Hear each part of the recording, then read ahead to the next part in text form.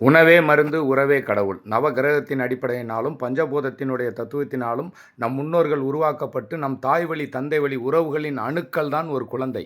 அந்த குழந்தையினுடைய அணுக்களை நமக்குள் கடந்து நமக்குள் தான் நவகிரகங்களும் அடங்கி இருக்கிறது. அப்போ நம் முன்னோர்களினுடைய அணுக்கள் தான் நமக்கு ஜாதகத்தில் கிரகங்களாக இருக்குது. எந்த கிரகங்கள் கெட்டிருக்கோ அந்த உறவுகள் கெட்டுருது, அந்த உறுப்பு கெட்டுருது. அது சார்ந்த விஷயங்கள் நம்ம வாழ்க்கையில் நடைமுறையாக நடக்குது. அப்போது நம்ம வாழ்க்கையில் நல்லது நடக்கணும் அப்படின்னு நினச்சோம்னா நம் முன்னோர்கள் வாழ்ந்த தாத்தா சொத்து பேரனுக்கு. அப்போ அப்பன் 8 அடி குட்டி 16 அடி, திக்கற்றவனுக்கு தெய்வம் துணை, திக்கு ப்ளஸ் கற்றவன்.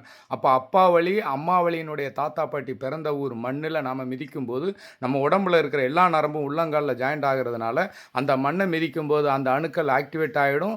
அந்த ஆக்டிவேட் ஆனதுக்கப்புறம் எந்த சத்து குறைவாக இருக்கிறதோ, எந்த கிரகம் கெட்டு போயிருக்கிறதோ அதற்கு தகுந்த உணவையும் அந்த கதிர்வீச்சு விழுகிற கோவிலையும் வணங்கும் போது நம்ம வாழ்க்கையில் சந்தோஷமும் நிம்மதியும் வாழ்க்கையில் வெற்றியையும் நாம் பெற ஏதுவாகவும் பல தடைகளை உடைத்து முன்னேறவும் வழிவகுக்கிறது.